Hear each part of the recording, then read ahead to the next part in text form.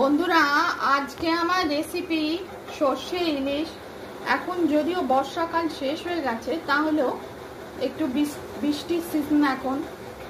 এখন মাঝে মাঝে বৃষ্টি হচ্ছে, আর আমার বাড়িতে ইলিশ মাছ এসেছে। সেই জন্য আপনাদের সঙ্গে এই রেসিপিটা আমি শেয়ার করছি।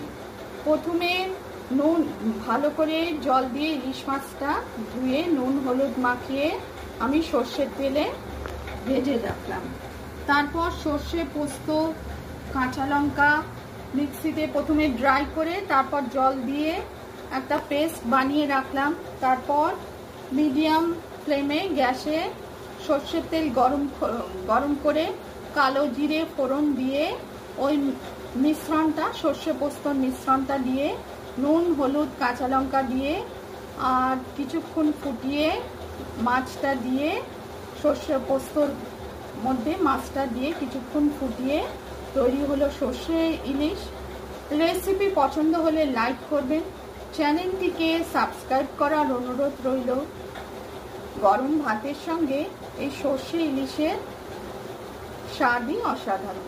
আপনারা তৈরি করে দেখতে পারেন।